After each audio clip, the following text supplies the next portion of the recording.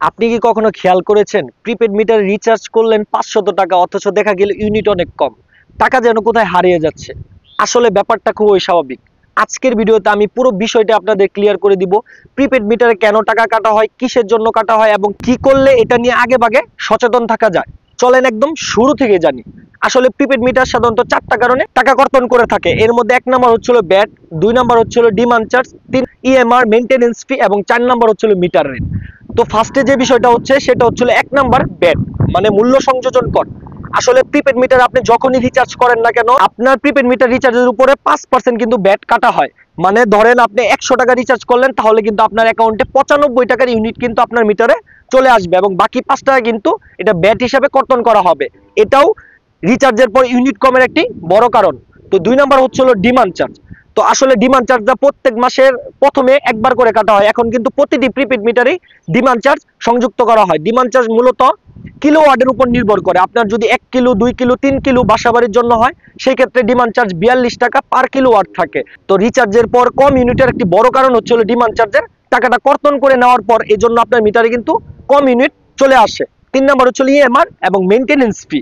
তো আপনার যদি পোস্টপেড মিটার থাকে, সেটার যদি আপনি বকেয়া থাকে, ধরেন আপনার লাস্ট মাসে যে মিটারের যে বিলটা আসছিল পোস্টপেডে, সেই বিলটা আপনি পরিশোধ করেন নাই, তারপরে আপনাকে প্রিপেড মিটার লাগানো হয়েছে, তখন থেকে আপনি রিচার্জ করেই প্রিপেড মিটারটা ব্যবহার করে যাচ্ছেন, সেই জন্য কিন্তু আপনার যে পূর্বের যে বকেয়া বিলটা আছে সেটা কিন্তু আপনার প্রিপেড মিটার রিচার্জ করার সাথে সাথে কিস্তিতে কিন্তু টাকাটা কেটে নিবে।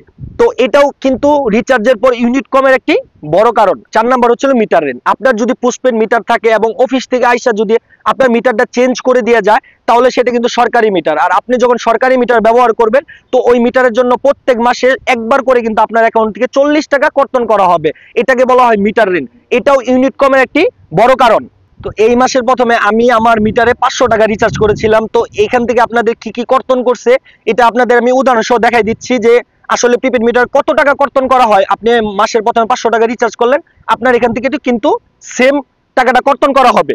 তো ফার্স্ট আপনার এখান থেকে মিটার রেন্ট কাটা হচ্ছে হলো 40 টাকা এবং ডিমান্ড চার্জ কাটছে হলো 126 টাকা। কারণ প্রতি কিলো ওয়াটের জন্য 42 টাকা কিন্তু ডিমান্ড চার্জ কর্তন করা হয়, এজন্য টোটাল 126 টাকা কিন্তু ডিমান্ড চার্জ কর্তন করছে। এবং ব্যাট হচ্ছে হলো 23.81 টাকা, মানে হচ্ছে হলো আপনার 500 টাকায় কিন্তু ব্যাট 23 টাকা 81 পয়সা আপনার এখান থেকে কর্তন করা হয়েছে। এবং রিবেট হচ্ছে 2 টাকা 16 পয়সা।